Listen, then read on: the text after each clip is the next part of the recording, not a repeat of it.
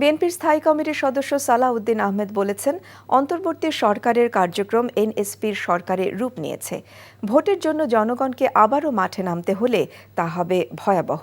বাংলাদেশ জাতীয়তাবাদী যুবদল, স্বেচ্ছাসেবক দল ও ছাত্র দলের আয়োজনে খুলনা ও বরিশাল বিভাগের সমন্বয়ে তারুণ্যের সমাবেশে এসব কথা বলেন তিনি।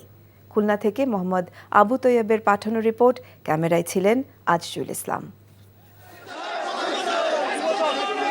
খুলনা ও আশেপাশের জেলা থেকে তারুণ্যের মিছিল নিয়ে নেতাকর্মীদের গন্তব্য খুলনার সার্কিট হাউস মাঠ। বেলা বাড়ার সাথে সাথে নেতাকর্মীদের পদচারণায় মুখর হয়ে ওঠে পুরো এলাকা।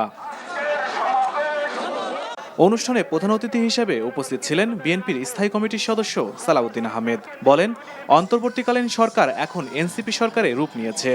আপনার সরকার এখন মানুষ বলছে এনসিপি মার্কা সরকার।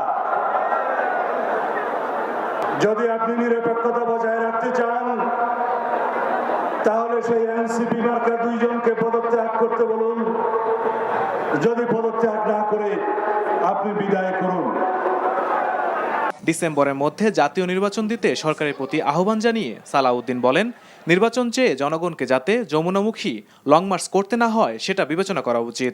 ইতিমধ্যে কিছু কিছু উপদেষ্টা আপনার নিরপেক্ষতা ক্ষুণ্ণ করে উচ্চাভিলাষ প্রণয়ন করছে।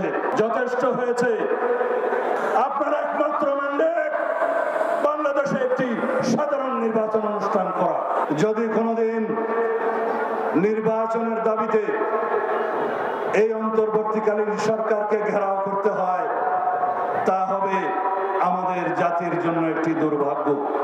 তরুণদের দেশ গঠনে অবদান রাখার জন্য সর্বোচ্চ ত্যাগ করার আহ্বান জানান দলের নেতাকর্মীরা। NTV news desk. বান্ডেল থাকলে প্রতি সেনমানিতে টাকা বাঁচবে। বিকাশ সেনমানি বান্ডেল কিনে জিতুন প্রতি লেনদেনে।